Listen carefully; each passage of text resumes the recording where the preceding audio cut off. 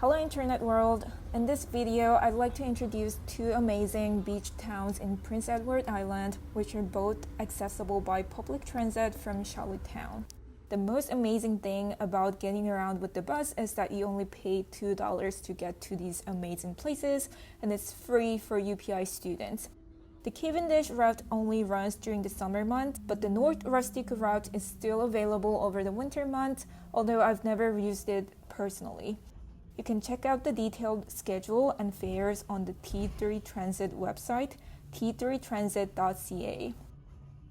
Now, I'd like to introduce places worth visiting within the North Rustico and Cavendish bus route, all of which I personally visited and enjoyed. Just a reminder, all the videos are from the years 2023 and 2024, so please check updated information if you decide to visit any of them. After about half an hour of a ride, you will arrive in the North Rustico area. Once you get off at the Fisherman's Wharf stop, there's Robin's Donuts. It's not a major attraction, but my mom prefers it over Teams and was happy to grab some snacks before our trip. Another food spot I'd recommend is the Pier 15 within the Fisherman's Wharf. They have two separate entrances, one for more affordable order by menu meals and the other for the full salad bar and fresh lobsters. I've only tried the Pier 15, attracted by their lobster lovers lunch sign. They served delicious scones, lobster rolls, and chowders, which were perfect for quick lunch. A bit fancier restaurant I've tried was the Pedro's, which is also very close to other places already mentioned. They served Italian seafood dishes, which my family very much enjoyed.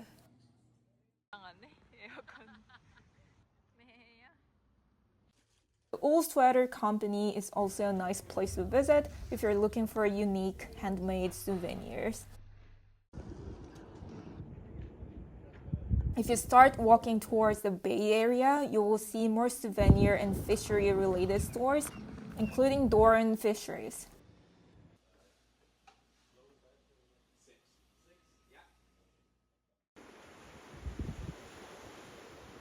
The last spot I'd like to introduce in North Rustico is the North Rustico Beach. If you walk from any of the North Rustico bus stops along the Churchill Hill Avenue for about 20 minutes, you will get to the beach. 너무 좋다 이 동네.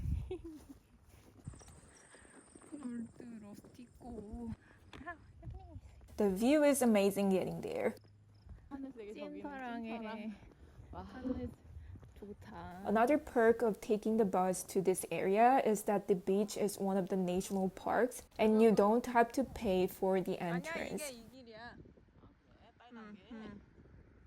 여기가 트레일 있고 비치 있고.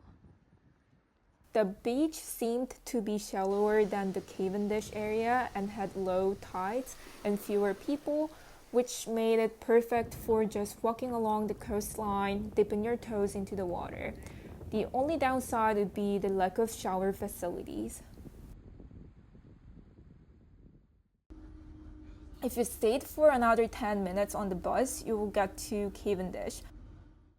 On my first visit, I got off at the Visitor Information Center. They had Wi-Fi, washrooms, water fountains, and friendly staffs, so if you're walking or biking around, it's a nice spot to get hydrated and rest inside for a little bit.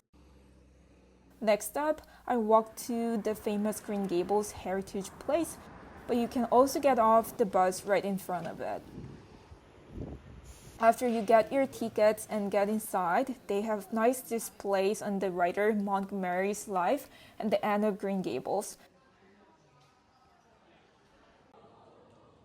I liked the displays dedicated to the writer's love for cats, as well as numerous translated versions of the famous novel. They have a souvenir shop featuring generic PI stuff. 굴껍질 산타야, 굴껍질 산타.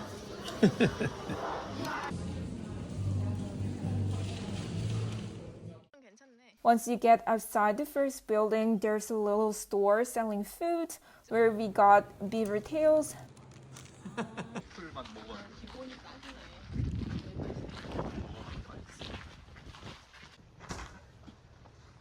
Then you will reach the actual Green Gables. 이게 그린 게이블스. The place was decorated with items each individual from the end of Green Gables would have used. 너 나중에 집 이거 찍는 이거 정신 너무 상하게 열심히 했네. 추워? 창고인 것 같아. As a vintage enthusiast, it was so nice to see all the antiques. 여기가 부엌이네? 아닌가? 금낭화? 금방. 사랑 추워. Once you exit the Green Gables, you can continue onto the Haunted Wood Trail, a very pretty short trail leading to the Montgomery Park. 지리산 가고 싶다. 지리산에 발 담근 적 있는데. 저왜 감자 같아 보이는 게 막 있어? 돌이야? It's full of pretty plants and trees, and there's also a small stream.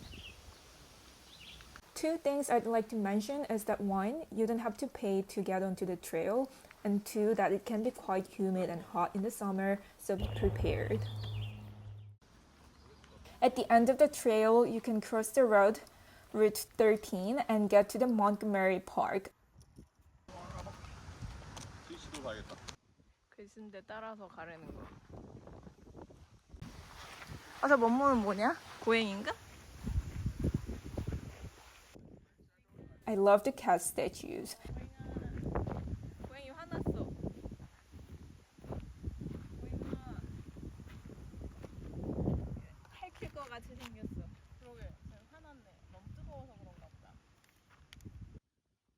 And if you're not exhausted yet, you can continue onto the trail and get to the site of Montgomery's home.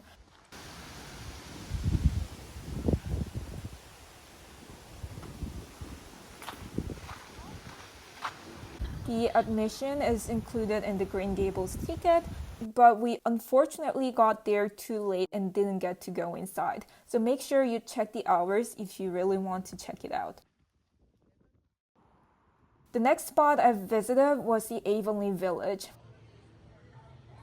I was expecting more theme park kind of attraction, but it was more like restaurants and souvenir shops in old architecture. There are a variety of food options here, but they can be a bit overpriced. My favorite things were the raspberry cordial slush and the bike rental shop. I paid around $50 for a full day bike rental, including the helmet, and the bike was in a great condition. If you cross the Cavendish Road from the Avonlea Village, you will get to the Clark's Lane, which is the beginning of a trail along the Clark's Pond, then connects to the Cavendish Beach. Many trees were affected by the Hurricane Fiona, and it left quite an impact on me.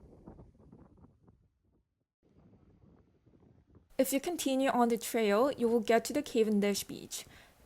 It is the last bus stop in Cavendish, so you can just hop off from the bus here as well. It's the biggest beach I've been to on the island so far. The water seemed to be a bit deeper than the North Rustico beach, and it felt much more touristy, but it also means that they have the full shower, changing rooms, washrooms, and water fountains.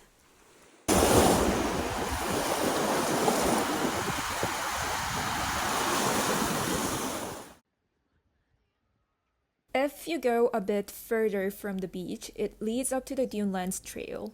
It goes across the Lake of Shining Waters, which is named after a pond that appears in the end of Green Gables, and it was one of my favorite spots in Cavendish.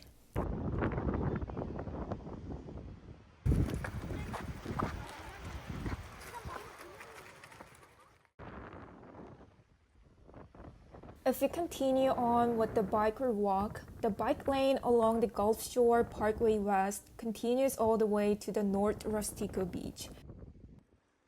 The route's right along the coastline, which is just beautiful from the beginning till the end. And you can also find more quiet beaches and attractions like the Mackenzie's Brook and the Cactus Pot. If you're capable and have time, I really recommend you either walk or bike. It's such a healing experience. Driving only takes a few minutes, so you don't get to enjoy the beauty of the Atlantic Ocean as much.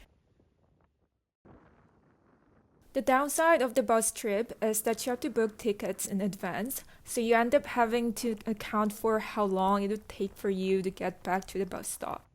The information center is a nice place to catch the bus because there's always someone who knows about the bus. It's much less likely to miss the bus. Thank you so much for checking out my favorite places in North Rustico and Cavendish areas. I genuinely love visiting them every time, so I'm confident that you will enjoy them as well if you get to visit. I hope this helps you plan your trip. Thanks for watching and see you in another video.